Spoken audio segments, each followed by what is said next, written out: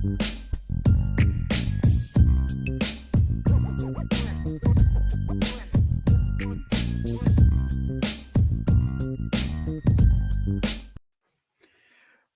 hello. Welcome to the show. It's Tuesday. The one and only Jesse Stiers is here. I'm Sean Stiers. I tell you what, Jess, I'll just say it because it felt like yesterday, Monday's show, when Trevor was here, people just wanted to skip Monday and go right to Navy whiteboard, is what it felt like to me. So you're telling me, one, I am exploited and used, and two, well, the pressure is I on. don't know about that. Well, two, I'll take option two. Yeah. The pressure is definitely on. I don't know about exploited and used and all that. But I mean, who would have thought that, at the start of the season, Navy would be the 6-0 team coming into this game? I don't think anyone would have picked that. Yeah, if you would have told me, Navy would have been 6-0 and Florida State would have been 1-5 and 1-6, whatever they are, I would have told you you're crazy. And if you would have told me that the Navy game probably had more weight or more impact on Notre Dame's kind of resume than Florida State did, I'd call you crazy as well. But, here we are. And that's kind of why at the beginning of the season, I don't like to get so deep into what's a big game and what's the rankings and all that stuff, because you just got to let things play out. And now Navy is a 6-0 team, and now you have to figure out how to beat Navy in a really confident, dynamic offense at the end of the day. And they have a new offensive coordinator who was brought in specifically to make their offense more modern to some degree. So I we'll get into that at some point, but yeah. Can you still hear me? I can hear you, but your screen has gone green. So I don't know what that means. I don't know what that means either. I can't see anything on my screen, which is not You good. might want to log out and then maybe come back in, see how it goes. This happened at the end of, I think, the last show you were on, if I remember right. So I know you're on a different computer now. Yeah, it did, and I'm really, really hoping I don't lose all the whiteboard work I did. But the show must go on. Give me 1 second. Yep.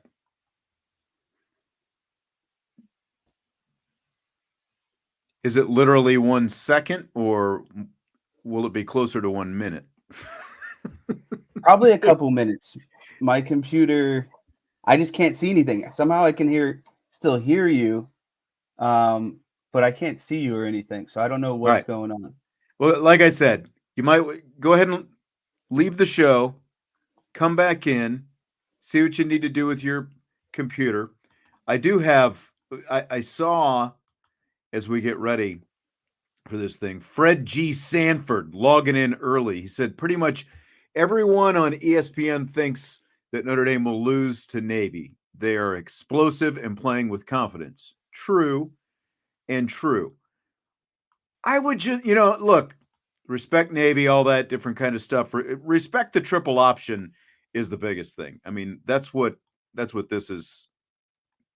But we're gonna get in. Hopefully, we're gonna break down the triple option. We're gonna talk about it. We're gonna look at some whiteboard. We're gonna do all of those different things. Navy is 6-0. Yes, they are in the top 25 now. Yes, those are both good things for Notre Dame. Here's the grain of salt that I would apply to Navy, though. And again, like I don't want this to sound dismissive, because it's not. Because Navy is, again, the option is always going to be tough to stop, the triple option, and then you add the extra wrinkle of more passing game and all that stuff with it. But here's what I would say. Notre Dame's defense is the number 10 ranked total defense in the nation right now. Navy's is the number 93rd ranked total defense. But here's the defensive rankings of the teams that Navy has played this season en route to putting up these big eye-popping numbers. Bucknell, FCS team, not even a group of 5, which are, most of the teams that Navy has, all the other teams that Navy has played, but Bucknell, FCS, their defense ranked 102nd in the FCS, not FBS, but FCS. Temple ranked number 84 in the FBS. Charlotte ranked number 110 total defense in the FCS. Alabama Birmingham ranked number 91 total defense in the FCS. Air Force ranked number 85 total defense in the FCS. And Memphis, the best defense they played so far, best team they played so far, the number 59 total defense in the FBS. So again, like, those are the defensive rankings of the teams that they have faced so far. The best defense they have faced, Memphis, the number 59 total defense. The others, Temple, 84, UAB, 91, Air Force, 85, and Charlotte, number 110. Those are the group of 5 teams they've played. And then Bucknell, the 102nd ranked defense, total defense in the FCS. Notre Dame, the number 10 ranked total defense in the entire nation. So there's going to be, while Notre Dame has not seen, obviously, this kind of offense this season, because virtually nobody else runs this kind of offense, Navy has not seen a team as good as Notre Dame.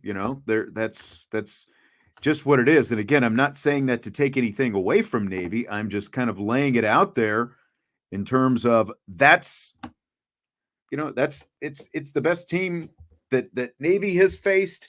It's the best defense they will have faced. There's a big difference between the number 10 total defense in the nation, Notre Dame, and the number 59 best previous defense that Navy has seen, Memphis. Like you look at some of the highlights, you look at some of the games that Navy has played so far this year, like, you can just tell athletically that, like, they're not anywhere even close to the same ballpark that Notre Dame is going to have out there. So, like Paulo says, but ESPN says blah, blah, blah. I mean, they can say all they want. Here's the good news to that.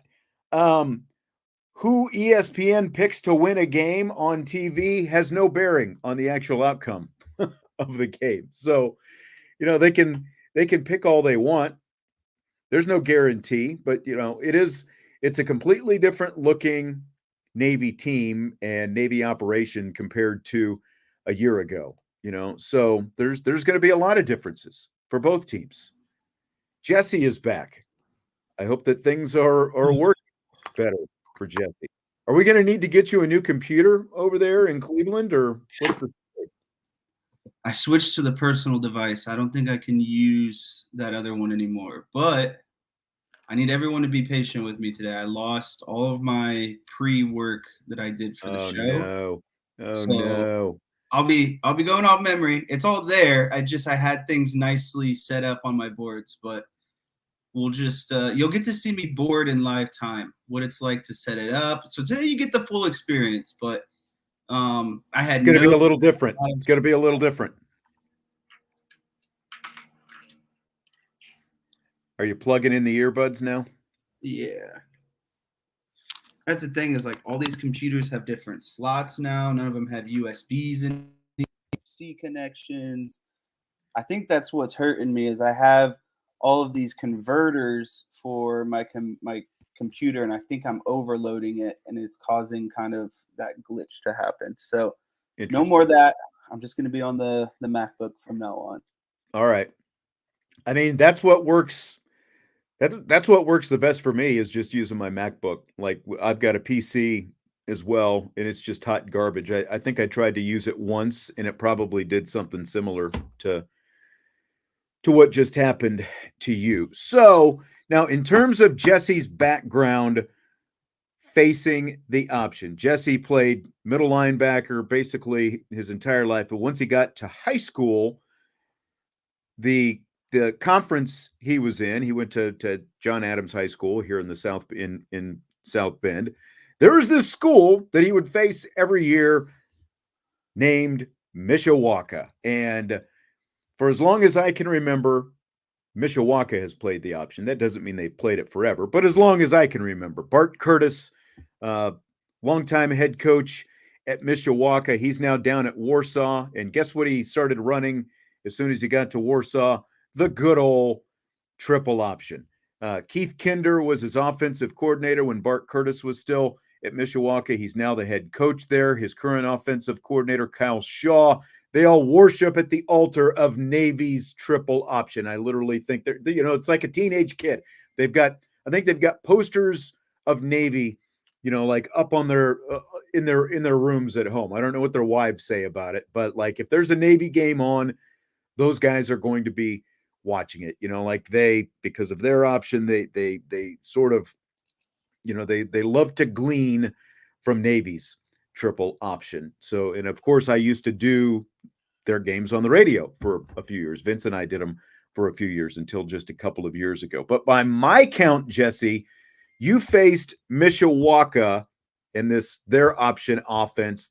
Flexbone is what they call it. You faced it 5 times in your high school career, including your freshman year. So I'll just ask you this. Facing the option as a linebacker is blank. Facing the option as a linebacker is challenging, but it's a lot of fun at the end of the day because you get to make most of the tackles. Obviously, the backbone of the triple option is they're running the ball pretty much every play, right? And that's every linebacker's dream. Unfortunately for me, I never beat the triple option. As a team, you're saying. Yeah, yes. As a team, we never beat the triple option. I did face it 5 times, once my freshman year, once my sophomore year, once my junior year, 2 times my senior year, and then actually, I think they ended your high school career playing in sectionals your senior year. Yes, but it's funny because there's a lot of things that can be drawn from my experiences to some of the stuff that we're going to go through today. And I don't know if you know this either, but my sophomore year, Mishawaka Marion also ran triple option, and I got to play outside linebacker and defensive end versus them. They were more of like kind of like Navy. They ran the triple option, but they also kind of didn't run the triple option. They'd have kind of base sets where they would just come out and run normal plays, but then they also had a triple option look that was a part of their kind of defensive playbook. And I was a career middle linebacker, but for that game in my sophomore year, they wanted to move me around, so I played defensive end. I was the read man. I was the outside linebacker. So it's a lot of fun. Got to play, and actually too, I was going through trying to dig up as much as I could today. I played some defensive tackle or like the 3 technique against Mishawaka my sophomore year as well. They kind of kept just moving me all around. Yeah, I don't remember that for some reason. I found some clip. Well, you were gone that game, so I'll give you an excuse. Oh, that's right. There were parts of that season that I was out of town. Now that you mention it, yes. Right. And so that game, I totally forgot too. But I was going back trying to, like I said, find film, just anything I could. And there was a play it was a highlight I made. I literally was playing defensive tackle and threw the center to the side and tackled the dive man for like a loss or for a yard or 2. So I've kind of played different positions throughout the defense when it comes to triple option. No, nothing else though. Any other game as my career, I was an inside linebacker, but during the triple option, I was inside linebacker, defensive and outside linebacker, and again, sometimes even the defensive tackle. So yeah, all over the place. So before we hear some of Marcus, we're going to kind of intersperse both Marcus Freeman's comments and the whiteboard. We're not going to do, kind of an all or nothing kind of thing. We've got a lot of comments from Marcus Freeman on the option. Before we hear any of that, do you want to set up sort of some of the basic principles, basic assignments? Is that kind of how you wanted to start off? Again, I know your board's got kind of a race, so you're going to have to redo it. So how do you want to do this first one? How do you want to get into this? Yeah, why don't I just go ahead and kind of share my screen here? You bring it up and we can just kind of live time go through some stuff. But that would require me to bring it up first. So let me do that. All right. Here we go. So first thing I got to do is I got to edit formation here and change. I know it doesn't really mean a whole lot, but I like college hashes instead of high school hashes. Let me get in here. Maybe. Oh, I forgot. This mouse is. I forgot on the Apple computer, the mouse wheel is backwards as well, so that'll be fun to. Oh, lovely. Too. Yeah. Okay. So right now, I'm just getting Navy kind of set up in what I would say their base kind of triple option offense, where they have two wings or, what did Navy you call calls it? them slot backs. Navy calls them slot backs, even though, yeah, like everyone's got their different names for them. They're basically the wings, smaller bodies playing where a tight end might usually play. Right. So like the front end of the wing T, if you want to go with that name as well. So why don't I? So here, this is the wing T offense, and this is just like a basic 4-3 kind of defense with two safeties, and that's usually what's going to happen. You're usually going to have two safeties, usually and play side safety, meaning wherever the quarterback kind of opens to and creates that option on the perimeter, that safety's got to come down and fill the alley. So it's just basically an extra box defender, but you're going to have to play with two safeties. So this is the majority of the look I expect Notre Dame to be in. Just a matter of kind of how they create variance off of that is kind of up to them. But basics of this wing T offense are pretty simple, in my opinion, right? So we'll just assume that on this play, this defensive end is going to be your read man, and every wing T play or every triple option play is going to have a read man, and it's usually the end man of the line of scrimmage, right? So what's going to happen here? There's always, in the triple option offense, there's three threats to run the ball. You have the quarterback, the dive man, and then the pitch man. The most important piece of the triple option, in my opinion, is the dive man. If you have an effective dive man, it's going to be a long day for the defense. Meaning if that fullback or running back can gain 5, 7 yards a carry, it's going to be a long day, right? So immediately what happens here is how are they going to create a pitch man or a dive man? So quarterback is going to open up, and this fullback is just going to dive, into the middle of the line here. And what is the quarterback reading? He's reading this end man on the line of scrimmage, right? If the end man of the line of scrimmage kind of flares out, he's going to hand that ball off to the dive man. If that end man on the line of scrimmage crashes down and squeezes, quarterback is going to keep the ball. At that point, quarterback has two options. This wing guy is likely going to be working up to the second level here and securing off this most outside linebacker or inside linebacker, depending on how you look at it. And now and then the other wing back is going to be going into pitch phase as the fullback is going into dive phase. So the quarterback has now faked the dive because this defensive end has crashed down, and now it's quarterback and wingman on the perimeter.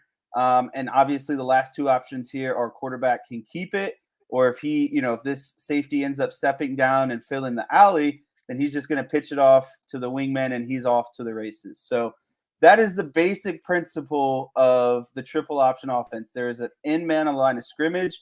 If he crashes down, they're going to fake it, and then the quarterback has some sort of pitch man that he's kind of working in mesh with, and the defensive end gets a little bit wide. They're going to hand it off to that fullback just about every time. So what typically dictates what the defensive end is going to do, whether he crashes down or flares outside more? So that's more so that's actually a funny question and a tricky question, because that's the whole I remember playing it, the defensive end against Marion and a few times against Mishawaka. What your coaches tell you is they ultimately want you to play both at the end of the day, right? They want you to kind of be neutral and be on that line, that defensive line of scrimmage, and be able to play the dive if they hand it, and be able to play the pitch if they fake it, right? But they want you to be in a position where if they dive it, you can crash down and make that tackle. And then if they do decide to pull it, then you now are going to take on the quarterback. And then your safety, the alley player, is responsible here for the running back. Right. Settle down, Michael. We're going to be here a while. If I was Dave Grohl, I'd say, come on, MFers. We're going to be here for a while. We're going to diagram this thing. We're going to get into the shotgun stuff. We're just doing basics right now. This is triple option 101 right now. We'll get to the 400 or 500 level here in just a second as we kind of get into some stuff. But again, like this is so we'll get to the shotgun. That's coming. Hold on to your hat. So kind of also answer your question, and maybe that defensive end isn't going to be responsible for kind of playing both. At the end of the day, what you can also do, is that's where kind of schematics come into play, and where Al Golden is going to step in and decide overall what he wants to do. I mean, sometimes you can crash down this defensive end and then immediately have this outside linebacker replace, right? And so now he can definitely take the dive. He can definitely take the quarterback, and then the safety can come down and take the pitchman. And that's for either side, right? Like this thing can be, if this is like your, center line or whatever, this can be mirrored on the other side, right? Like this becomes the read man. This becomes maybe the replace guy. And then this becomes your alley player kind of coming down. But these are your three guys right here that have to decide who's got dive man, who's got quarterback, and who's got pitch man.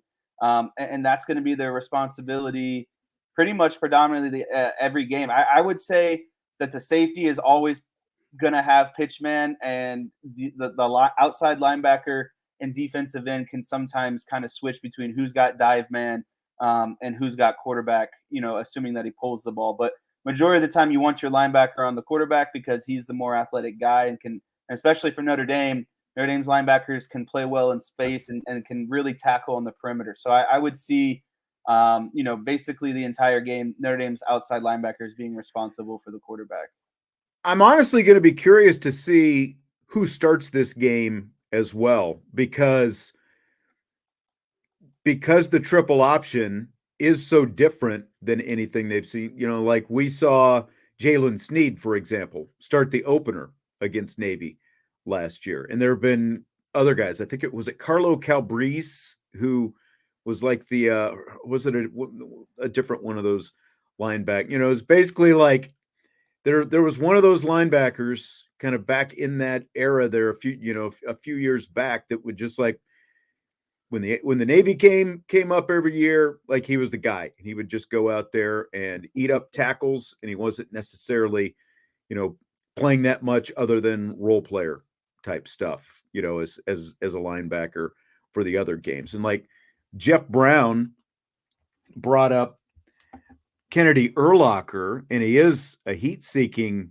missile, but the worry I would have, and I'll see what you think about this, Jess, the worry I would have with a guy like Urlacher, it's like, yeah, if you didn't have to worry about the pass game, Urlacher is the perfect fit, but you also, and I don't know where you're going to get into this, with some of your other stuff, but you can't get so caught up in, run, because that's how Navy burns you with their pass game, is if you're not conscious, especially as a safety, if you're not conscious with that ball potentially being thrown over your head as well. Yeah, and that's I got a great when we get into kind of the segment of talking about Adon Schuler, that's sort of the stuff. That's who it was. Greer Martini. Thank you, Anthony. Greer Martini. Thank you very much. You win the prize today. That's some of the stuff that we will get into, but just kind of a fun story to kind of, it's fun now. In the moment, it wasn't really fun. But, something to kind of relate back to is my senior year, we played that triple option team with like 2 games left in the season, maybe a game left in the season. And then we played them the first round of the sectional. So we played this triple option team 2 times in a span of a month, basically, right? And so The first game, we lost 28-14. Second game, we're going into it. And it's just before halftime and it's 0-0. We're doing our job as a defense. It's a 0-0 game against a high school triple option team. We take a timeout and we literally tell our safety, hey man, please just don't get your eyes in the backfield here. Like they're lulling us asleep. We're doing a good job of shutting down the run. They're getting, I was yelling at him from the stands. He obviously didn't hear me either. And so, we're trying to basically say, hey, like they're not going to get this big chunk play with like a minute left in the half. And sure enough, they fake a dive, run some sort of, play action pass, and the safety, the guy was wide open, right? Safety came down. They ended up scoring a touchdown, and now it's 8-0 at halftime. And we go on to lose that game 27-0. But that was a pivotal point in the game because we were holding them to a shutout, doing our job. Like I said, shutting down a triple option offense.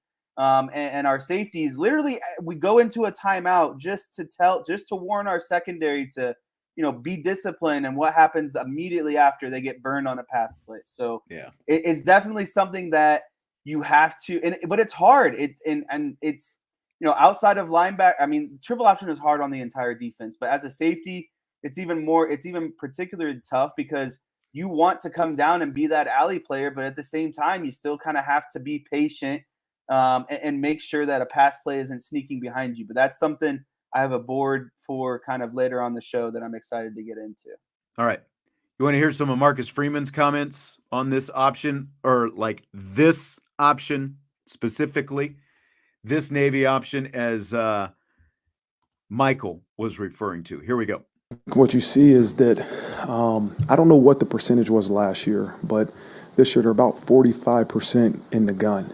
And that's something that I know it wasn't that percentage last year. They were some in the gun, but not in the gun. And so, it's not your traditional just every play quarterback under center triple option. It is it's some type of option, but they can do it out of gun, under center. They have some good playmakers. And the thing I notice is they play with clarity. They play fast. They do what they do. And that's something that we're going to have to make sure that we truly prepare for. I like how he said it's some type of option. What kind of option exactly that is? I don't know. But, it's interesting. They throw the ball a little more than 13 times a game. And I hear a lot of people saying they throw the ball more. If you look at the last 2 years, they actually threw 16 and a half times a game last year. So they were actually throwing more on average. 2 years ago, it was 10 and a half times a game. Not a huge difference. There's obviously still going to be a lot of running, but the difference is like you've got a quarterback in Blake Horvath who has almost 900 passing yards and 10 touchdowns right now. And that is almost unheard of in a 6-game span for Navy's offense, Jess. Yeah, and like Marcus Freeman said, this is some sort of option. And if you talk to a lot of people, who are around football a lot, you could make the argument that the RPO is the modern triple option. And when Navy gets into shotgun or, kind of spreads things out, that is their version of the triple option. It is a really an RPO scheme, but at the root of it is just a triple option offense that's no longer under center, but in the shotgun, right? So if I'm Notre Dame's defense, I'm not really worried about them getting into shotgun or getting into spread because they've played those sort of offenses before. That's just RPO action, and that's stuff that's not uncommon that's not just particular to Navy. What Notre Dame has to be worried about is when Navy gets under center and they run their true, flex back, triple so you think option, it's tough? basically. You think it's tougher on them when he's under center than when he's in shotgun? 100%. Like they can definitely there's some advantages of getting into the gun and running their offense, but the true bread and butter and what Marcus Freeman has been practicing, in their bye week and their downtime, like he was talking about, is when they are truly under center and running that wishbone triple option offense. When they get into shotgun, it's basically just an RPO. They've gone against RPO quarterbacks before, and that's all it is because you no longer have a straight dive man or, a kind of like the pitch man scenario on the perimeter. It's more or less just RPO action. And so, again, we'll get into that a little bit.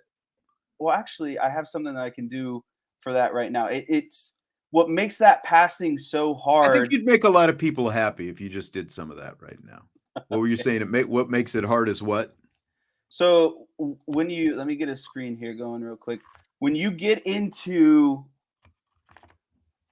playing this Navy team out of shotgun, your base, what makes it really difficult is they can run this kind of, quote unquote triple option or RPO look out of gun. But then also, I mean, they've just dropped straight back and, run passing plays basically before, like no read option essentially, right? Just straight back and drop the ball, right? And so what makes that difficult is you have to get into a 3 deep zone, essentially, right? Like that's what you're going to play against a triple option offense, is a 3 deep coverage type situation, right? So what's that mean is you have, 3 guys dropping into coverage, basically taking a third of the field, whether that's the 2 safeties, a linebacker, or 2 safeties in a corner. But you have deep thirds, you have curl, and then you have hook, which is over the middle of the field, right?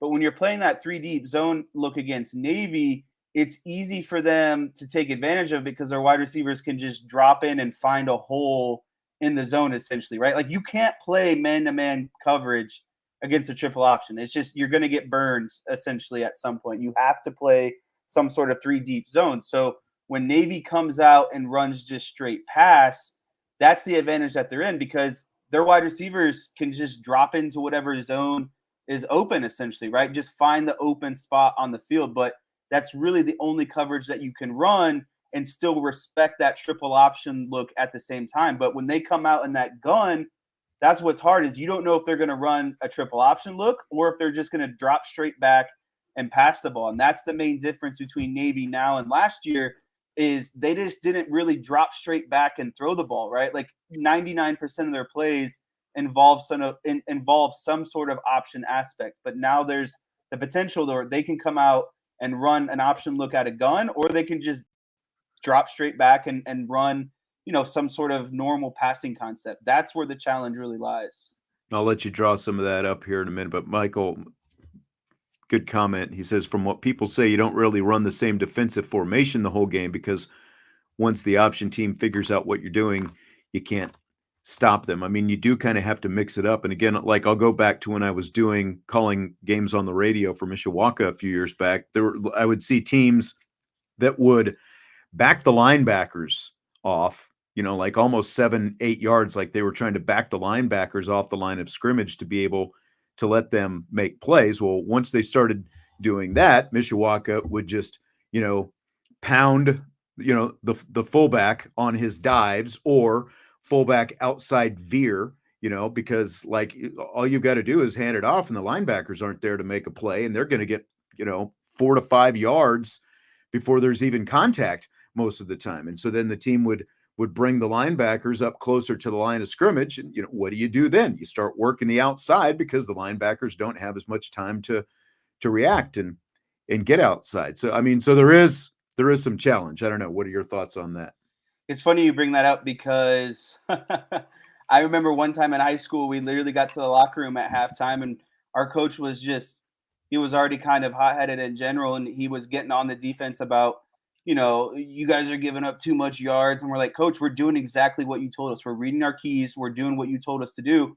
So we scrapped our entire game plan one time at halftime and just came out with a completely new assignments in the second half for the triple option. That's how frustrating it could be. And like I said, when I was going back and watching some stuff today, there were times where they wanted me 2 yards off the ball. There were times they wanted me 5 yards off the ball, right? Like it's just, and that's when you lose against the triple option, is when the defense becomes reactive. You are reacting to what they are doing to you rather than you imposing your will on the offense and making them change. And so that's where we got into a rut, is you can't be reactive as a defense based off of what they're giving you. You have to have a game. And that doesn't mean you can't adjust, right? But you have to have a solid game plan going into it and largely stick to it, in my opinion, because you don't, as soon as you start changing stuff, I think the offense can smell blood in the water, essentially. And that's kind of what happens. How much do you think that, just like obviously Navy has won some of these games in recent years. There were 44 straight years where they didn't win a game, obviously, until 2007. And they've won more recently. I think it's 6 in a row Notre Dame now has won, even though, remember, a couple of years ago, Marcus Freeman's first year got a little bit close for comfort in the second half, if you remember that, when Navy made a little bit of a comeback. But I lost my train of thought there on what I was going to ask you.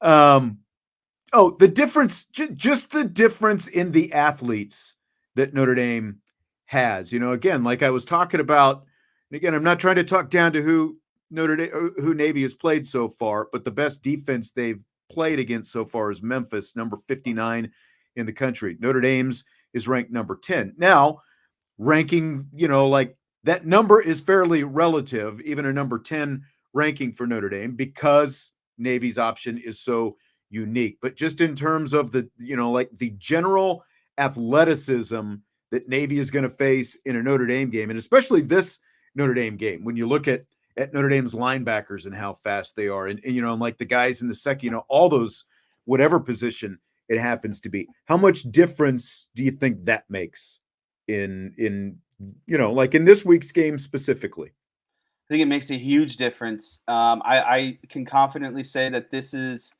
the best Notre Dame has been equipped at the linebacker and probably safety level in order when facing Navy, and that's largely due to the linebacker core that they have. Like, all of those guys are fast, they're physical, and they make tackles. Like, I don't see Drake Bowen, Jack Kaiser, a lot of those guys miss tackles essentially, right? And it's going to happen against Navy. There are going to be missed tackles, right? But your job as a defense is to limit that sort of stuff. But the thing that separates Notre Dame's defense compared to the past is the overall athleticism and speed that these linebackers have to get downhill and help secure the perimeter, with the safety also coming down to fill the gap essentially, right? And so the only part that I'm probably worried about is their corners, to be honest with you. If things get stretched all the way outside to the perimeter, I worry about Leonard Moore and Christian Gray's ability to tackle a broken play on the perimeter essentially. But when we're talking about Notre Dame's safeties, linebackers, and defensive ends, I have a lot of faith in what they're doing. Yeah, I mean, it's interesting, again, like just looking at some of what Navy has done so far this year. I mean, you see Navy guys, whether it's Horvath or one of the slot backs or whoever it happens to be, you'll see them, obviously, if you're like running through traffic, not just clean, like out in the alley that they have to run in on the outside. You see them, running through and away from a lot of, defenders, like running out of packs of defenders. And I just feel like the way Notre Dame has played, like that should be a big difference this week. I can't, like they're going to make some plays. I'm not saying they're not going to make any plays. They're going to make some plays, and Horvath is going to make some plays, but I just can't see them being able to just, pull away from Notre Dame's defense the way they have against some of the competition they've played. No, this is going to be death by a million cuts essentially. Navy is going to thrive off of getting 3 yards, 4 yards. Like that's the hard part about this defense, this offense, and especially when I was in high school and the offensive linemen were given a head start, is if they get 3 yards or 4 yards of play, that's a success, because come 4th and 1 or 4th and inches, they're going for it every time. So they basically have 4 downs to get 10 yards as long as they're getting 2 or 3 yards a pop, right? And so that's the tough part about it, is you really, and that's why I kind of said when we were doing that first whiteboard, the fullback dive is the most important play to stop, because if they're continuously gashing you for 3 or 4 yards on the dive, that's fine. But anytime you get past the dive and get to the perimeter, that's when Navy gets into what I would say, what is most detrimental to their offense, and that's losing yards on a play. And that's what can happen on those perimeter runs, is you can get a guy to blow a play up in the backfield. You can get the quarterback to maybe fumble on the pitch exchange. Like, there's just so many more things that can go wrong on the perimeter that can lead to negative plays compared to that fullback dive where it's just going straight downhill into the teeth of the defense trying to get 3 or 4 yards of play. So that's why the fullback dive is the most important part of the triple option offense. Yeah. Michael says the 2010 game Navy killed on the dive. And yeah, I mean, that was the BVG game. Or no, that wasn't the BVG game. That was after that. Never mind. But that was the werewolf still trying to figure out how to play against the triple option. Yeah, the first Brian Kelly game. They had no idea how to go about attacking that triple option in that game. But Michael also said, wouldn't be surprised if you see more Clark. And I think, because he is a better tackler, and no, you're not going to see much nickel, obviously, but I would absolutely think Jordan Clark Diaco. Thank you. I would definitely think that Jordan Clark will be part of that as well, because again, like it's not your traditional offense. So who the starters typically are doesn't really matter much if you're a better fit for going up against this option. Yeah, and I saw some people kind of talking about, defensive alignments and what Notre Dame is probably going to come out with. It's probably going to be a lot of a 4-3. I thought I saw someone say maybe a 3-4. I just don't think you can get away with playing a 3-4 against you a can't fullback play a 3-4. dive team. No. I would say you have a better chance of seeing a You've 5-2. got to cover the nose, and like going back Yeah. to Diaco, that's why they got gashed, because they never covered the nose guard in that game, and they just chewed it up. You can't go 3 down linemen. It's got to be 4. You might not covering the nose guard. Covering the nose guard has to cover the center. That's what I meant. But, yeah. But you might get into some maybe 5-man fronts, right, where you walk down a linebacker as your end man on the line of scrimmage, or maybe bring down a safety to the box. I don't know. That is where Al Golden's mastermind is going to come into play. But I don't think you're going to see many three-man fronts, if any. And I will also say having Gabriel Rubio back in combination with Howard Cross and Riley Mills is huge. It is probably the most important game on Gabriel on Rubio's kind of resume for this season, in my opinion. Having that freaking 6'6", over 300-pound man clogging up the middle against the fullback dive is going to be something. I would love to see maybe a bear front where you have Rubio, Cross, and Mills all kind of within the guard to center area, and letting those guys just handle the fullback dive on themselves. Because what makes a linebacker's job easier against the triple option is when you got defensive linemen who could take away the fullback dive. Right. Exactly. So I would expect some sort of 5-2, 4-3 look out of Notre Dame's defense this weekend. All right. So do you want to get into some of this passing game? Let me tell you what. I'm going to play this Marcus Freeman talking about Horvath here first, because Horvath has had such a monster year so far. If I can find it, there it is. So here's Marcus Freeman on Navy's quarterback. He makes really good decisions. He's a good decision maker. If you give him one read, he's going to do exactly what he's supposed to do. If you give him another read, he's going to do exactly what he's supposed to do. He's a threat with his legs, but he's also been doing really well in the pass game. And so he's experienced, and he's doing a great job leading that offense. 888 passing yards, 10 touchdown passes so far, 631 rushing yards, 10 more touchdowns on the ground. He's averaging almost 8 yards per carry. I mean, he has been a weapon. He is a big guy. He's a physical guy. Tyler Buchner is the scout team quarterback for Notre Dame this week, Jess. He's one of them anyway. How important do you think it is? Because, as Marcus Freeman has talked about before, like, it is so hard when you're trying to replicate that offense with the scout team, because, I mean, especially when you're 6 games in, the precision that they can run that offense with. How important is it, though, to have just a quick twitch athlete of Tyler Buchner's caliber, do you think, simulating Horvath this week?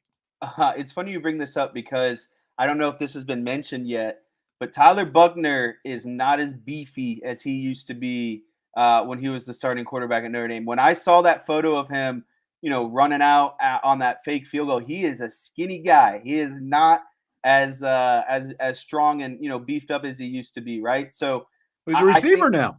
Yeah, but to get back to your original question, having someone who can replicate that in practice is one of the most important preparations that you can do, because the quarterback is ultimately the most important figure of a triple option offense. If you have a really good quarterback and a really fast, quick twitch quarterback like Navy does with Horvath, you have to do everything you can to replicate that in practice, because it's one thing to lock that thing down in practice when you got a guy who's like half the speed of the Navy quarterback, but it doesn't hit until like the triple option offense is rhythm. It's like an orchestra in motion, essentially, right? And the faster and more efficient you can be, the faster and quicker that you can get to the perimeter and to the dive man and et cetera, right? And so Notre Dame needs someone like Tyler Buchner to replicate that as best as possible to give the defense the most game-like look for this weekend. So Notre Dame is really beneficial or really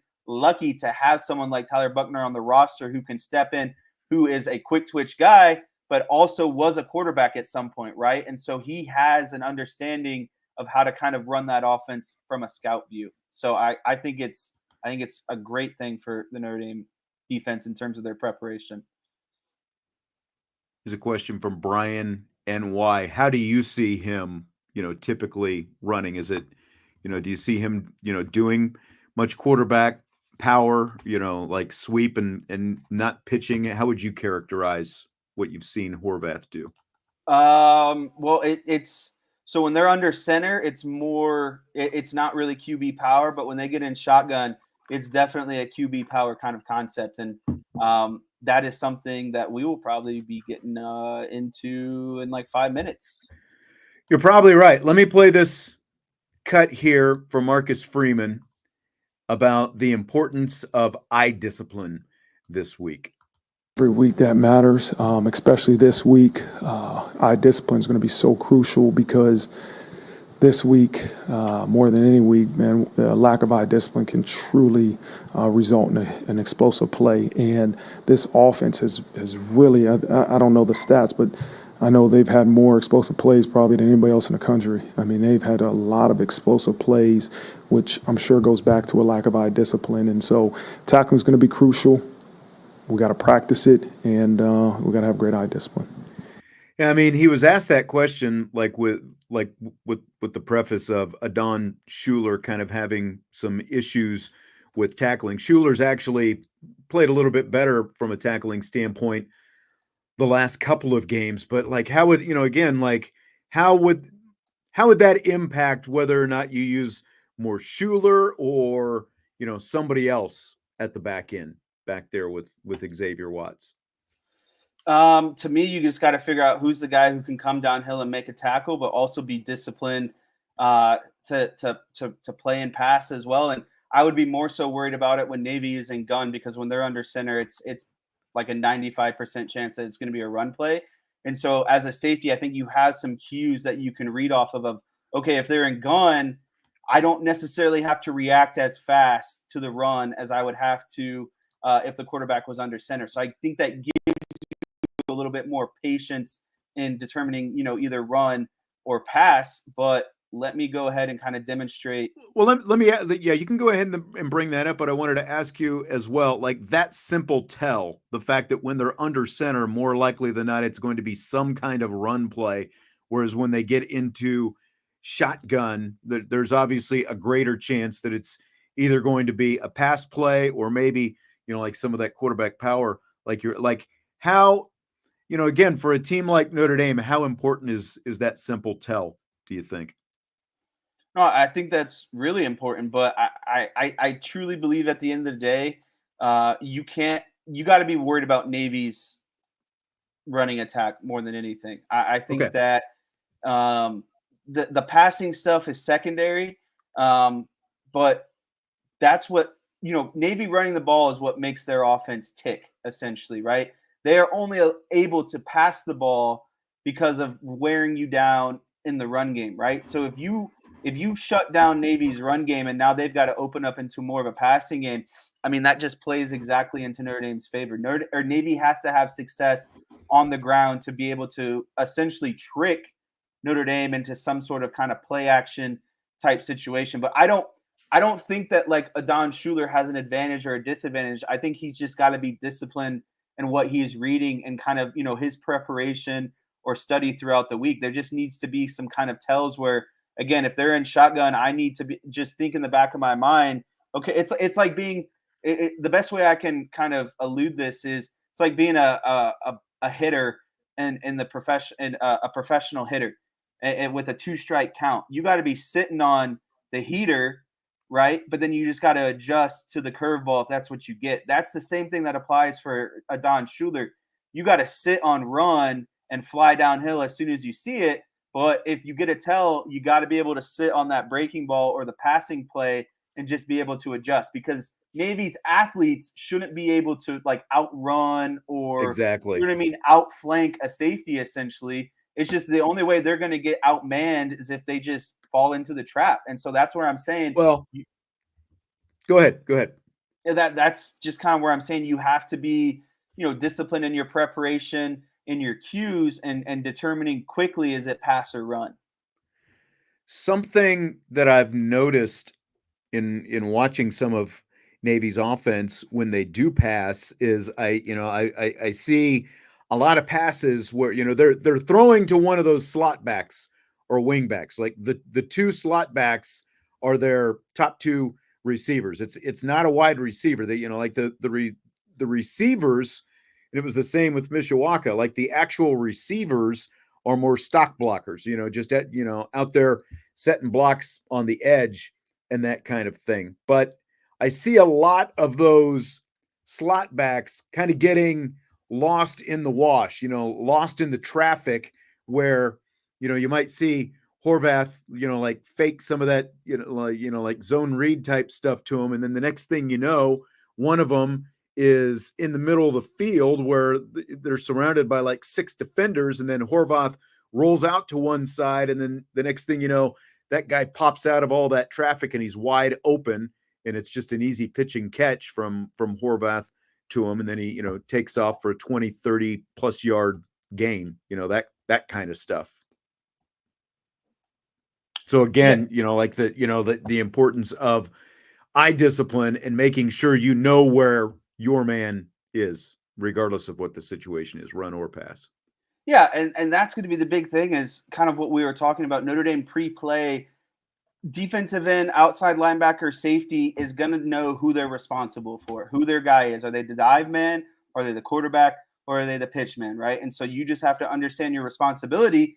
And while you're making your read, if you notice, for example, if you're a safety, if you notice your, slot back is all of a sudden peeling out, 5-10 yards down the field instead of kind of, staying in the box and trying to block you, then you probably know a pass play is coming, right? So like that's what it's just kind of instinctual football where you're just reading your keys at the end of the day. But like you said, they want to throw the ball to their wingbacks. Their wide receivers might as well not even be wide receivers. They should just be offensive linemen who are in better shape because they're not going to throw them the ball. Their job is to secure the block on the perimeter and let the quarterback and the pitchman go to work. Yes. All right. So what have you got here? Are you ready to show us something? Yeah, so this is where getting into gun, I know this is a topic I think a lot of people wanted to get into, so I'm glad we're finally here. Getting into gun is where it's going to get tricky for Notre Dame and where they have to be, at their best, essentially, right? So here is what a concept that, this is a popular concept that Navy is going to run out of gun. It's called read sweep QB power.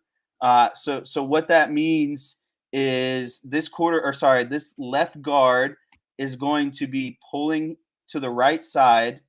And then this wing back at the snap of the ball or just before the snap of the ball is going to go into motion here, right? And so this guy essentially becomes your dive man. The quarterback has the option here. Do I hand it off and let him, basically follow this left guard, or do I keep it and let this thing, become QB power, right? And I think, let me edit this real quick because I put the running back on the wrong side. But when this wing back comes into motion here, again, he's either going to fake the handoff or keep it himself. So let's say he fakes the handoff and keeps it himself, right? Well, now you've got a left guard that's coming here to, basically wrap around and secure the perimeter. You have an up back that is now coming off and securing the perimeter. And you also have a lead running back coming off here. Creating the alley out there for him. Yeah, creating the alley out there for him. So that's why it gets into the QB power now, is because you have a pulling guard out in front of him, and then you have an entourage of your H-back and your running back kind of leading out on this convoy and securing the perimeter for the quarterback, right? But let's kind of undo some stuff here and get into why this look can also be tricky at the same time, right? Because, yeah, there we go. let's say, and this is a play that they ran, that this is a play kind of off of this, right? So let's say now your right guard pulls to the left side of the field, right? And on the snap of the ball, this guy is coming into motion, and they again, the quarterback has an option here. Do I fake the handoff, or do I keep it myself here? Oh, well, on this play, it's going to be a pass play, right? So they fake the handoff, and now your H-back over here, who's been basically securing this thing off and sealing off this linebacker. Well, guess what he does now? He just continues on, and he leaks over the middle of the field. And at the same time, you got the running back, again, showing like he's going to secure the perimeter. But what's he do? He just continues on a wheel route up the field, right? So what does that mean in terms of defensively?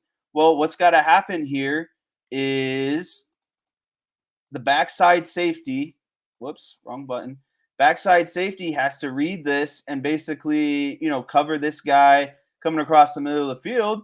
And then this safety over here has to work off and cover this running back that's now running a wheel route. But again, what makes this difficult is they're showing the pulling guard motion. They're showing this guy coming in, motion at the snap of the ball. So everything from a defensive perspective looks like, damn, they're about to run this QB power again.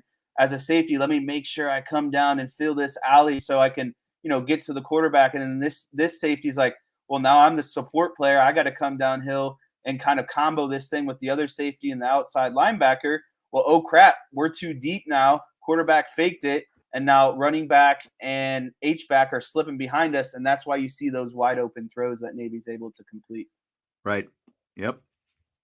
That's exactly it. And that wing back on the left that you were talking about, who had been blocking off that that linebacker, that's kind of what I was talking about, like where he kind of gets himself in the wash there a little bit and then just takes off, and the next thing you know, he's wide open because nobody accounts for him. Yeah, I mean, he's doing 65, 70%, just kind of, oh, I'm coming to block you, and then boom, I'm popping out at 100% and getting behind those safeties essentially. So these safeties, important in coverage, they have to be comboing, this H-back, running back, whoever it might be. They have to flow over and be able to kind of cover these guys coming out of the backfield. But there's got to be, and I haven't, if I were a Don Schuler and Xavier Watts, I'd be in the film room all week watching Navy film, just trying to find tells of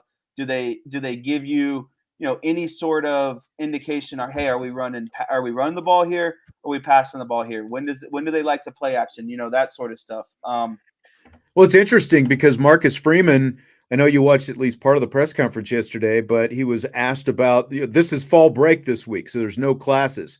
So that means you don't have a 20-hour rule, but it also means that, they're not gonna get them out there on the practice field for 40 hours this week and just, bludgeon them before they go out there and actually play Navy. But it means they can do what you were just talking about right there. The fact that you don't have classes to worry about this week, it gives those guys more opportunities to get in that film room and watch, look at some of that stuff like you're talking about, like with the cut-ups that the staff makes for them and all that kind of good stuff. Yeah. This is a great week to just be studying as much film as possible. But, kind of to kind of wrap this thing up again, like Navy comes out and they run that QB power, right? And then now they run the fake QB power into some sort of passing concept. Well, now they've come out in this formation again, and guess what the quarterback does? He just drops straight back, and, they run some sort of, concept here that's just a standard typical pass concept, right? And again, what makes that so difficult for a defense that's gearing up for run is you got to play a 3-man deep zone here, right? And so just to kind of go over that real quick, what that means is let me try to get some more space here. This in a 3 deep zone, someone's got this third of the field, someone's got this third of the field, and we'll just say this linebacker drops into this third of the field, right? Well, then you got someone that's got to play the flat. You got someone else that's got to play the flat. and you got someone who's got to play this hook area. You got someone else that's got to play this hook area over here, right? So for Horvath, this is great. I mean, he doesn't have to worry about, again, any, man-to-man coverage or, pressure or anything, right? So any of these wide receivers, knowing that Notre Dame's going to be in a heavy zone concept, can just sit down maybe here, or, maybe they sit down over here. But again, what makes that hard is those wide receivers, yes, they have a route, but they can just sit down in that zone wherever they want, right?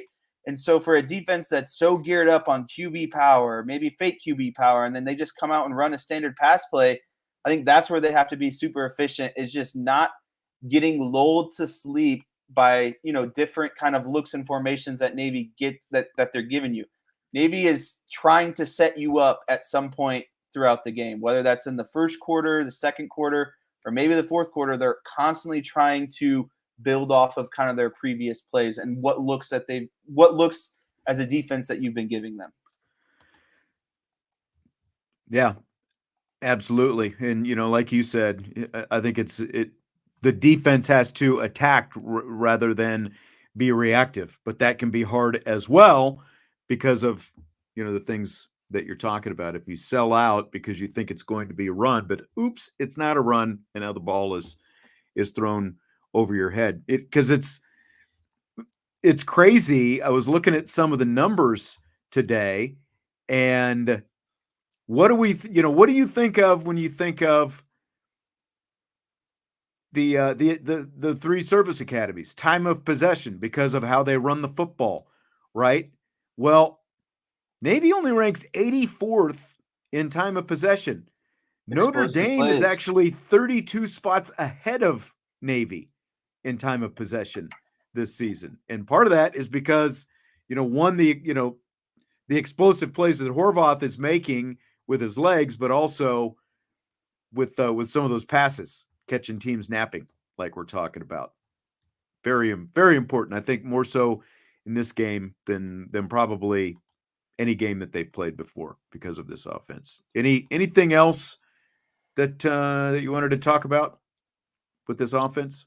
I don't think so. I think I got into, again, the basics of the triple option. We're running that kind of wing T, some of the variations that they're trying to look to run out of the shotgun now. I will just say the key to this game is how DK, nobody pays attention to what you're talking about. Like pointed this out on the board. Come on, man. I would say that the interior defensive line has the biggest task this week because, one, they got to stop the dive. And then two, a lot of these plays can be blown up, QB power, perimeter runs, if you just get in the quarterback's face, right? If you just get back there and blow the play up, then they really can't do much. So I really expect Howard Cross, Riley Mills, Gabriel Rubio, Jack Kaiser, Drake Bowen, those guys have to be the core of this defense and have a really great game. On that note, you mentioned a lot of veterans right there, and there are a lot of young guys who play on this defense as well. And here's Marcus Freeman with some thoughts on that. The old adage, when you did play triple option teams, it was almost opposite of what I usually say. I don't want to play football. You got to play football. But I don't want to get caught up by playing just football defensively. But you got to be disciplined, right? You got to be disciplined, and it's really hard to simulate in practice the speed at which they run their offense. So it can take a little time, especially for guys that have not faced that type of offense, to realize the speed at which they run their offense. And then when all of a sudden you're trying to adjust to the speed, you can lose your eyes on keeping your eyes on your assignment. And so we have to be disciplined. We got to practice until we can't get it wrong. But then we got to understand it's going to take a little bit of time to catch up to game speed on Saturday. So, I mean, there are going to be a lot of young guys out there. Leonard Moore at corner, Bryce Young, defensive end, KVA, Drake Bowen, Jaden Osbury, Josh Burnham, Junior Tuialamaka, like whether or not you consider him truly young, but I mean, in terms of playing experience, he is. Adon Schuler, we talked about a little bit. Like, how is that a concern to you, the fact that they'll rely on so much youth out there, Jess? No, that's not a concern of mine. I think it's more so on the defensive coordinator or his responsibility to drill into these guys' head what their responsibility is. And at the end of the day, what their assignment is. Because I think Notre Dame has a bunch of smart, athletic guys, and if you give them their assignment and tell them what to do, they'll go out there and execute the play, right? So I'm not overly concerned about, maybe the lack of game experience for some of these guys. I just think that you gotta, you literally have to tell them your singular focus is this. Don't worry about anyone else's assignment or anything else that happens. You just worry about your keys and your reads, and you respond off of that. And everyone else will do their job, and everything else, everything else will be taken care of as long as everyone does their job. But the most important thing that Marcus Freeman said in that clip was kind of what I was alluding to earlier with Buckner, is just the speed of which Navy runs their offense. And so trying to simulate how fast and how, in your face and quick hitting it is, it to me is the hardest part. And that's going to be, Buckner's overall kind of biggest responsibility. But also, luckily for Notre Dame is they have guys from Mishawaka. So I'm sure those guys are also playing, some of that scout offense this week. I mean, again, last year's Navy team so different than this year's team. Like Notre Dame just jumped on Navy basically, and Navy was, it was what, 28-0 at a halftime, and it ended up being 42-3. I think they're going to put some more points on the board, but typically what you have when that option is working right, like that first possession or two is kind of that breaking in period. Like you'll see very quickly just how comfortable Notre Dame is or isn't. But like we've seen, we talked about it yesterday about some of the slow starts for Notre Dame. This is not really a game where Notre Dame offensively can afford a slow start, but at the same time, you do tend to see, like, Navy has its most success typically earlier in the game, not later in the game. The game 2 years ago was more an anomaly than anything, but that's typically, like a possession or two as the defense gets comfortable with it. And if the defense is comfortable right away, it typically tends to be a really good day for Notre Dame. Yeah, Notre Dame cannot afford to get down 14-0, 21-0, 21-7. Like this thing goes best when Notre Dame gets out ahead and you force Navy to have to play catch up, because that's ultimately the opposite of what they want to do. They want to run the ball, they want to control the clock, and they want to wear you down, right? But they can't get into as much of that when you're up 21-0, 14-0, 17. You know what I mean? A multiple score game, it forces them more into that passing type look, which I think favors Notre Dame. Absolutely. Jesse, are you ready for rapid fire? Let's do it. All right. Here we go. Jordan Faison, of course, injured his ankle in the season opener against Texas A&M. He hasn't been 100% since. He did play last week. Marcus Freeman discussed some of his other impacts on the game other than just receiving stats. The impact he made on that game to the people in the football program is tremendous, right? When you watch the plays that he was in, the way he blocked, some of the things he did, the routes he did run, just because he didn't get the ball, he performed at an extremely high level, but didn't get the balls, didn't get the stat line that really says to maybe the outsiders that it was a great performance. But man, he really performed really well. He's healing. He's getting back to the guy he was before he got injured, and we'll continue to find ways to try to get him the ball. But again, sometimes those outcomes are a reflection of what the defense is doing and, hey, what decision is made at quarterback and those type of things. But you talk about a guy that was asked to do this role, and he couldn't accomplish it at a higher level than he did on Saturday. Had a really good run block grade in that game from PFF, 76.9 that he had. What do you need to see from Mr. Faison the rest of the way, Jess? I need to see a guy who continues to block well on the perimeter, because that's a huge part of Notre Dame. I mean, it's the biggest component of Notre Dame's offense right now, being able to run the ball, whether that's Love, Price, or Riley Leonard, and that means, getting out on the perimeter. especially when those running backs break those plays. So even when it's when it's a designed inside run, but you see Love and Price do those jump cuts that they have, and all of a sudden it's hitting to the outside. Well, Faison doesn't know what's going on behind him. He just has to execute his block like, the play could break loose, right? And so that's kind of what I'm looking for in terms of the run game. And also a guy who can, maybe stretch the defense out a little bit too on some sweeps or some perimeter runs or, that sort of action. And then as a route runner, you have to be able to utilize his speed to open up different areas of the field. So even like Marcus Freeman said, even if the ball isn't going to him, you still have to run precise, fast routes that clears or vacates the zone for someone else to kind of come in and fill in behind them, essentially, right? So I would love to see more Faison downfield, and I think that's naturally what's going to happen. But until that happens, he's not in over the middle of the field kind of wide receiver, right? He's a quick slant, bubble screen, tunnel screen,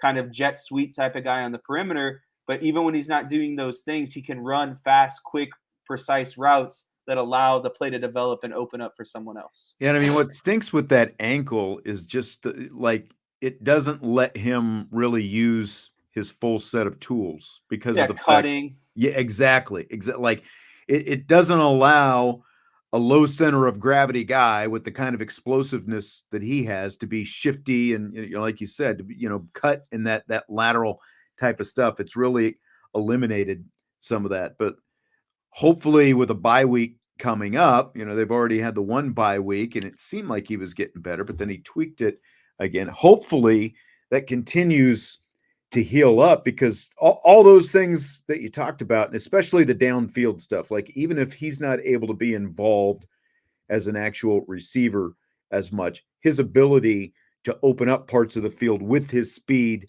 to take guys with him to have to be accounted for in addition to the blocking and stuff like that. But at the very least, you want that you want him to be able to use his speed to open things up for other guys at the very least. And that's kind of unfortunately sort of where he is right now. Yeah, you just need him to influence zones of the field. Sure. Exactly. Okay, so a topic near and dear to your heart. Notre Dame has relied on sophomore linebackers Drake Bowen and Jaden Ausberry, as well as freshman Kingston Viliamu Asa a lot this year. Here's Freeman on that. I mean, one's a credit to recruiting. Did a good job of evaluating, recruiting really good players, but they're developing. They're becoming more comfortable. They have great God-given abilities, but Coach Bull is doing a great job of developing those skill sets to really show up on Saturdays. They're committed to it too. Like those guys are committed to it. So, again, this game will require to make sure you're disciplined with your eyes, you understand your fit, then you got to use your God-given abilities. And those three guys and some other young guys will make sure they'll do that. So what do you think about that, how those guys have played this year? I think that those guys have been great. And the how I define great for the linebackers is, knowing kind of at the beginning of the season how inexperienced they were. I feared at some point that they would become a hole in the defense or a liability in the defense. And I don't think that there's been a game where I felt like any of the linebackers have been a liability on defense.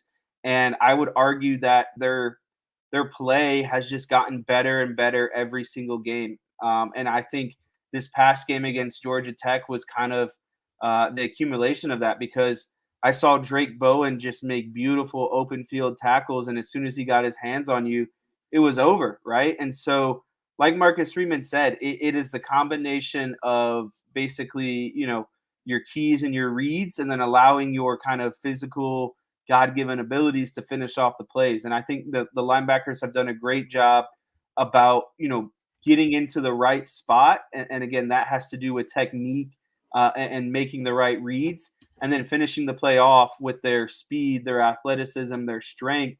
And so that's what makes them so impressive is, again, I've never felt like any of them have been a liability on the defense, considering how inexperienced they were going into the season. That's exactly right. And I mean, this was one of the bigger concerns I think that, a lot of people had with the defense coming into this season was just the inexperience of the linebackers. But it has not been a thing at all this year. They have played like veterans, and like the talk about Jalen Sneed and getting fewer snaps and all that stuff. Jaden Osbury and Drake Bowen have been two of the most consistent players on Notre Dame's defense across the board this year. So like if you're looking at Osbury and Sneed playing the same position, there's a reason Osbury is out there more because he's playing better. It's hard when you got two studs at the same position. Yeah. But Osbury is playing better. It just comes down to that. And KVA, at times has been a little bit more up and down, but overall his play has been really good for a true freshman as well. Yes. A thought just came to me. Would not be surprised if you see KVA become the end man on the line of scrimmage at some point throughout this game, being the read man, either crashing down on that dive or, coming off of it and playing the quarterback essentially, right? Like we talked about Bryce Young, Josh Burnham, Junior Tuialamaka. I think KVA is going to provide some critical depth, not only at linebacker, but I do think you'll see him also as the end man on the line of scrimmage. Like, remember that sack that he had against Louisville? That came when he was the end man on the line of scrimmage. You want athleticism with that end man on the line of scrimmage, someone who's got enough quick twitch to, explode on the dive, but also pop out and defend that quarterback in space. So I'm almost like positive now that maybe I'm biased because I thought of it, but I think that KVA will be playing. He won't be predominantly that guy, but I think you'll see some looks out of that defense where he's the end man on the line of scrimmage. Interesting. Okay. DK throwing a little at Vince. I know Vince with his declarative statements all up. He thinks he's not playing. Where's he going to play? Where's he going to? No, off season. Where's he going to play? He and Bowen play the same position. Vince, they might actually get out there at times at the same time. Oh, they play the same. Okay, Vince. All right. Love you, man. But okay. That's all you got to do is just wait for Vince to make his declarative statement. And then, like, if you're a betting man, just bet the opposite. That's really what it comes down to, right? That's a solid betting strategy. It is. Fill in the blank. Notre Dame's special teams is blank. Is evolving. At the beginning of the season, I thought that they were their worst unit on the field at times. And I think that they have naturally progressed week after week and gotten better. They've caused havoc in the field goal game. I thought that they've been good in terms of kind of their punt return and kick return. I think the only area where I'm still scratching my head, and I know Marcus Freeman agrees with me too, is what are they doing at punter? Yes. I think that they just need to tell James Rendell, just cut it loose, dude.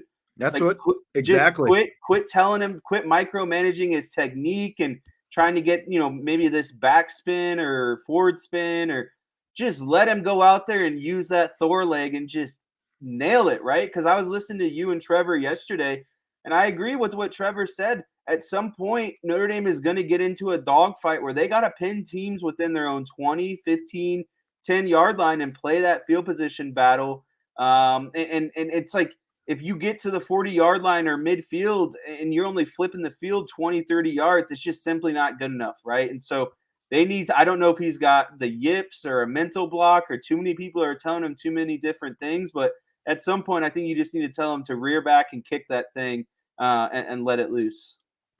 Well, and look, I feel like at this point, I agree with what you're saying about the punter. We don't need to rehash that at all. But like when you look at this year's schedule so far, Texas A&M didn't play him last year. Northern Illinois didn't play him last year. Purdue didn't play him last year. Miami didn't play him last year. Louisville, repeat. Stanford played him at the end of the season. Georgia Tech didn't play him last year. Obviously, Navy is an annual. But you look at, that's what a Notre Dame schedule typically is. Because of Notre Dame's independence, you see very few repeat opponents from one year to the next. And I feel like as you get into this middle part of the season, I think it happened last year as well. That's where Marty Biaggi, because he has, you start to see some tendencies in the special teams, just like they felt like Georgia Tech was going to be aggressive coming, going for the block last week. Like, you start to see some tendencies pop up as you get into it when because again, you didn't see those teams last year. And so I feel like we're starting to see some of the fruits of that show themselves with Marty Biagi and the special teams. Like, he's able to actually hone in, find some specific things to look for, and he's able to start taking advantage of them now in this middle to later stretch of the season. Yeah, I would agree. And I just think that, they've kind of come a long way, kind of knowing that Mason left and Biagi was now kind of filling those shoes.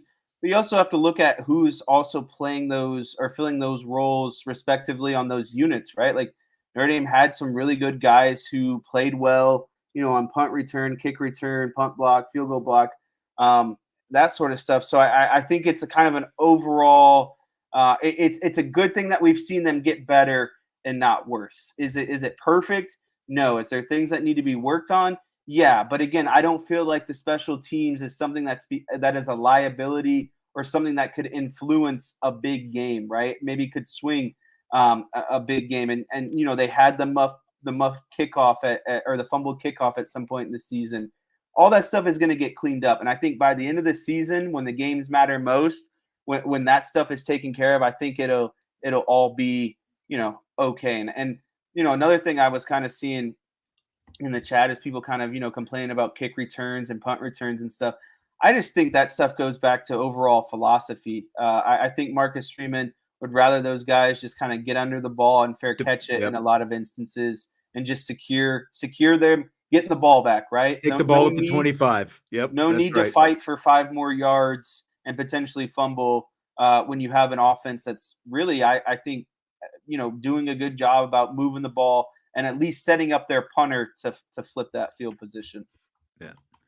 Going back to what we were talking about a second ago, it ain't rocket science. Says the Freeman recruiting model is just now beginning to become a factor. Just wait until his recruits fill out the depth chart entirely to the 3 deep at every position. Yeah, I mean that's exactly it. We're seeing the fruits of that on the defensive side, and I think especially next year, like we're seeing it in the running back room the most offensively. The recruiting that they've been able to do, along with Dylan McCullough, obviously, I think we'll continue to see that more across the board when you do most likely have a homegrown quarterback back there playing next year, and hopefully some of these young, talented wide receivers as well.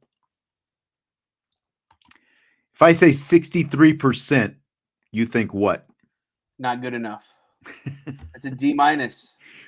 Were you watching the game on Saturday? I was, but at some points I was toning out Louis Riddick. They harped on for that's their majority chance to win if they win. 63% chance to make the playoff. Yes, I just wanted to see if you were paying attention or not. Again, when they brought it up for like the 10th time in the same quarter, it was like, can we just please talk about something else? And again, is it coincidental that if the season ended today, Notre Dame would be the last team out by definition because of where they fall in the rankings? No, there seems to be this underlying narrative that ESPN and whoever an overall kind of body wants to push that. Well, you're Notre Dame. You decided this yourself. You're not in a conference, so maybe a 1 loss will get you in. Maybe it won't. But we're gonna probably do everything in our power to shaft you when it comes down to it. At the end of the day, right? I'm curious to see, since this week's game is on ABC. You're going to have Sean McDonough in there, so it's going to be and Matt Roy. You're right, but I mean it's going to be a different crew, but that also means a different producer, and I do think that's important, because like everyone blames the announcers for all that, beating that drum, beating that dead horse for the entire game, but that starts with they're reading the prompt, the person in charge of the broadcast, which is the producer. That's right. So I'll be curious to see if whoever's producing this week's game takes a different angle, or because you have 6-1 Notre Dame against 6-0 Navy, if you get even more of that, from basically both sides. Here's Navy's playoff chances, here's Notre Dame's playoff chances, all that kind of stuff.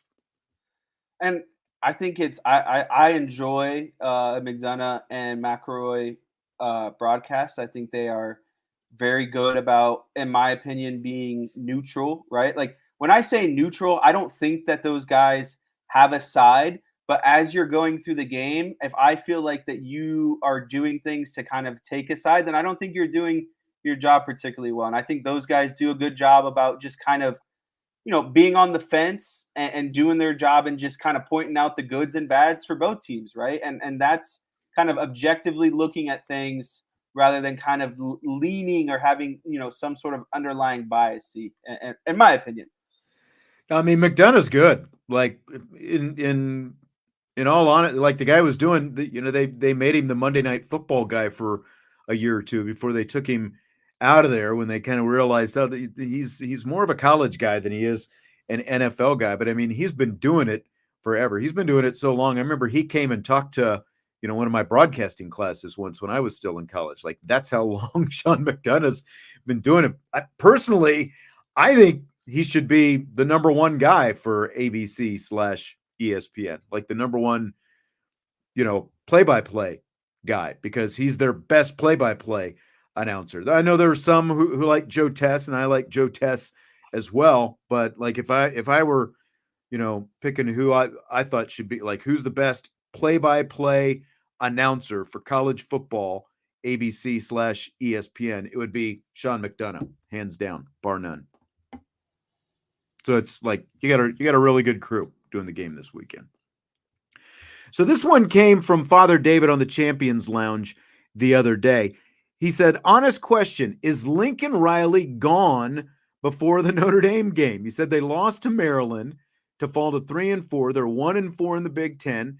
2 starting defensive linemen redshirting this year. The record is worse than Clay Helton's at the same point. He's got a huge buyout, but Southern Cal can't believe he's the guy at this point. So what do you think? Is Lincoln Riley still the head man in LA when the Trojans play Notre Dame? Yes, and I think he will be the head man in charge next season as well. I think he is struggling, but this is the fate that USC and kind of Lincoln Riley decided to take on. They wanted to go to the Big Ten. I think they knew there would be growing pains in moving to the Big Ten, and I think that Lincoln Riley, he is, and this is Lincoln Riley, Todd Helton, Lane Kiffin, like. I think they're just kind of all the face of an athletic department that is more so the underlying problem when it comes to USC. So I don't know, and it's to me, it's kind of like the Cowboys. Until they structurally make changes to who's ultimately making the decisions at the top, I don't really see any reason that a new head coach is going to come in and magically, change things. And I do think that Lincoln Riley, given his offensive prowess, his ability to recruit high-end quarterbacks, is ultimately what's best for USC.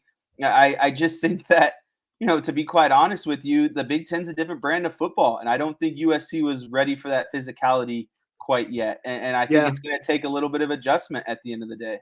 And I mean, there's adjusting to the Big Ten, and there's losing to Maryland. I mean, that does it does kind of, fall to another level. I tend to think, because of the buyout, he's got at least another year out there. But if they have another year next year like they're having this year, I would not be surprised. But let's, like, if you go back and retrace this whole thing, I mean, it's sort of like when Georgia Tech, when they had to kind of like transitioning from the Paul Johnson era into the modern football era, when Paul Johnson retired a few years back. Remember Johnson, who was the Navy head coach in 2007 when they beat Notre Dame? He took his triple option offense to Georgia, and they had to start recruiting to a different level, to like bring Georgia up to speed, and Brent Key has done a pretty good job since he took over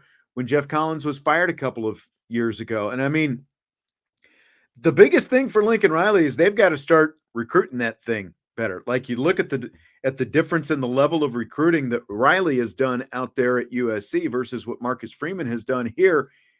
It's just a heck of a lot different. And they've got to start getting some Big Ten type bodies in that thing, in that program. So, and, again, he went to USC because Oklahoma, I don't think he ever said it out loud, but I mean, let's be honest, Oklahoma and Texas were headed to the SEC. They're in the SEC now. So he goes to USC thinking he's going to be coaching Pac-12 football. Well, not so fast, because I think it only took 1 year, if it even took a year, before they made that announcement that USC was going to the Big Ten. So I think it's been a little bit of a shock to everybody's system, but I do think that Lincoln Riley's going to be there at the end of the season. I think he's got at least one more year before they make that kind of, but they've gone through how many coaches now since Pete Carroll left for the NFL, but they've gone through a lot of athletic directors out there as well. It's just been an athletic program in a lot of turmoil. So I can't see them, with the shape that their athletic department is in, I can't see them sinking themselves in that kind of debt and cutting loose of Lincoln Riley after just 3 years. That's what I mean. They've just kind of made their bed, so it's either they got to lay in it or go out and make something of it, right? Yep, that's exactly right. Anthony, thank you for that super chat. The whiteboard fee, just for you, Jess, just for you. So fill in the blank. The currently most overrated teams in the top 25 are blank. I went with 2. I don't know how many you have. This was tough. I don't really care about any of the teams beyond like 15. So mine was kind of like a top 15 view.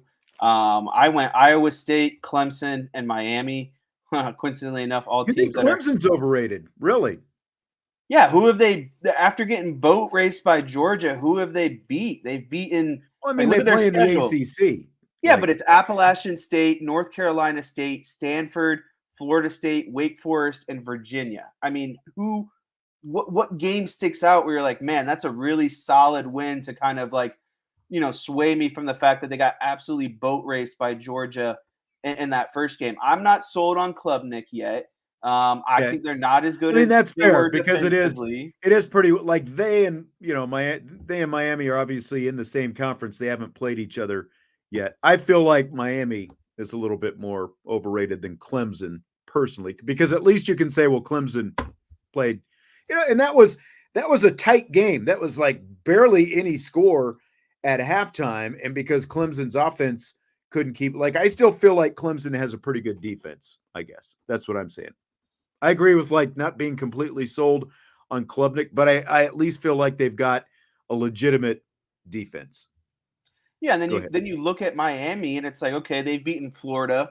They stink this year. Beat Florida A&M. Who are they? Beat Ball State, South Florida, Virginia Tech, Cal, and Louisville. And that Louisville game was just a matter of who was going to have the ball last and score, essentially, because none of those teams could stop each other, right? So Miami's biggest win is Louisville, and you can argue that they probably should have lost that Cal game, that they came back and scored like 20-some points in the fourth quarter on the road to win. I went to bed and literally woke up in the morning in disbelief that they came back and won that game against Cal.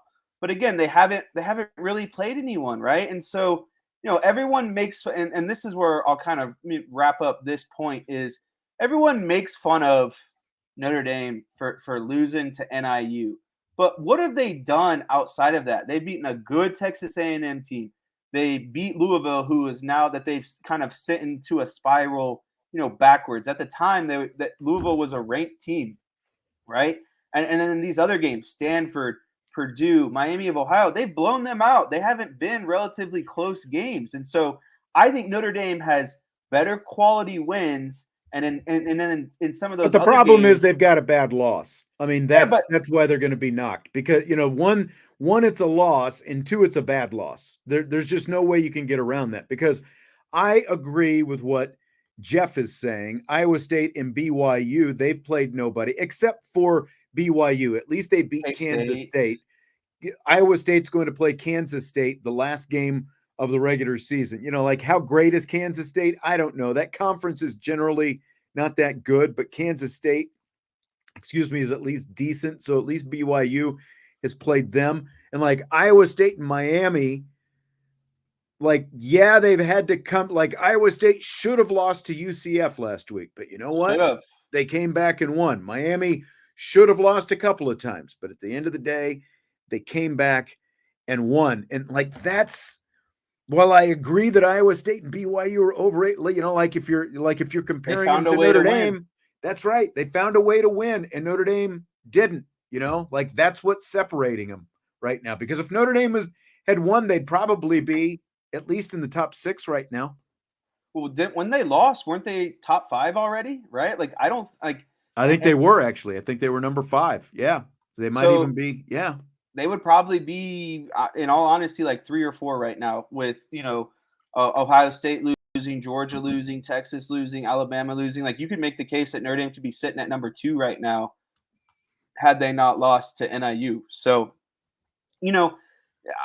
are there teams ahead of Notre Dame that I think aren't deserving? Yeah, but that's why we got 7 or 5 games left on the schedule. Navy and Army being undefeated really helps out Notre Dame. Whether or not they're a quality opponent on the field when they play them, the record still some other while they'll go and have a really good season. In terms of where they usually are. So Notre Dame has plenty of opportunities ahead of them. I think Texas A&M, if they can continue to be good and potentially beat LSU this weekend, as a Notre Dame fan, we want Texas A&M to win the rest of their games, and their only loss to be Notre Dame. So, I think there's still a lot to kind of unravel. But as long as Notre Dame does what they're supposed to and wins the rest of the games, they'll have a spot in the playoff, and it won't really matter at that point anymore. Kind of who's overrated. Yeah, I mean, somebody made the comment about LSU earlier, and they've done what they've done. Brian Kelly, 3rd year in a row, lose the season opener and then rattle off a bunch of wins. And someone was talking about LSU is overrated, but they do still have a win over an Ole Miss team that was top 10 at the time a couple of weeks ago. I'm cool with what LSU. I mean, you got to give them that. And and look, LSU, Texas A&M this weekend. We'll find out. We're going to find out here pretty quick. I tend to think Texas A&M might be at least a little bit better than LSU right now, but we're going to find out. What's your gauge on IU at 7-0? And I want you to comment on that, not knowing that their quarterback is hurt, because that's a big factor going forward. I was not a believer going into last week. I picked Nebraska to beat Indiana last week, and so much for that. I mean, I think Indiana is going to be really hard to pick against. And, look, Cignetti, man, what he went out, and we've talked about relying on the transfer portal too much, but he had to overhaul that roster, and he went out, he went to the transfer portal, he brought a MAC quarterback in there, and he beat out the other guy who was already in the program, so he's had a MAC quarterback running that thing all year, and they just look a little bit better every week. Every week. I mean, I want to not believe because they're Indiana, but they just keep getting it done, and they're going to, I think they play Ohio State at the end of the season. Let me check this here real quick on where they are. I know they play Michigan coming up here in a couple of weeks. So they've got Washington this week, Michigan State, Michigan, Ohio State. They finish with Purdue. I mean, I don't see them beating Ohio State. Michigan game is going to be really interesting, even though like Michigan is looking worse all the time. They stink. This is the stretch where we're going to find out here coming up. You've got your backup quarterback playing against Washington this week, and then at Michigan State, against Michigan, at Ohio State. We're going to find. I don't see him getting through that unscathed, but they proved me wrong so far. I will be absolutely, if they can beat Michigan and Ohio State back to back, More so the Ohio State game. If they can beat Ohio State, year made. Put IU in the playoff, baby. I can't. I am so fed up with Ohio State fans and just them thinking they know everything about college football and college football revolves around Ohio. It's so nauseating being in this state and having to. Everyone loves Ohio State in this state. That's the one thing you can all agree on. It's everyone loves Ohio State. DJ says Kansas State is going to win the Big 12. I mean, like I tend to think that they are the best team, but BYU did beat them. What's really going to be interesting is Iowa State and Kansas State will play at the end of the season. That is most likely going to be the game to determine who plays BYU in the championship game of the Big 12, because BYU has UCF, Utah, Kansas, Arizona State, Houston. They should run the table there, and it's going to come down to Iowa State or Kansas State to play BYU in the championship game. I still think Colorado has a good shot at running the table. They only got one loss, and their remaining schedule is Cincinnati, Texas Tech, Utah, Kansas, and Oklahoma State. I'm really curious to see how. But they've already lost to Kansas State, right? Right. So in a tiebreaker, they'd be probably right. So if Kansas State runs the table, which would be the win over Iowa State, then Kansas State would get in on the tiebreaker. But yeah, I mean, Colorado just quietly somehow out there winning games. DK, thanks for that super chat. Jesse put the pressure on him just because he feels bad for Cowboys fans. Okay, I'm sure you do. USMA 87 wants to know if we're going to talk officiating in the Georgia-Texas game. We did that a little bit yesterday. I don't know if you were here, USA. We did that in, not big, we talked about the specific play, about the fact that there's no way they should have gone back and overturned that pass interference. Like, they ended up getting the call right, but the way they went about getting there, they shouldn't have been able to do that, because the only reason they were able to do that was because the fans threw the trash on the field, leading to the delay, which gave them more time to go back and ultimately correct it. It's just, I don't know. Other than that, do you have any thoughts one way or the other, Jess? I didn't get to watch any of that game, so okay. Anything I say is irrelevant. All right. Fill in the blank. A Yankees-Dodgers World Series is blank. It's a battle of the beasts at the end of the day, and I see a lot of people, boo-hooing, the top teams in the cap got to the World Series. When does that ever happen? I'm just so I love Guardian baseball. I love being able to go watch baseball and be a part of those games. But I am so nauseated about their fans' scapegoat being, of course the Yankees are supposed to win. They have a bigger payroll and blah blah blah, and it's okay. That's fine.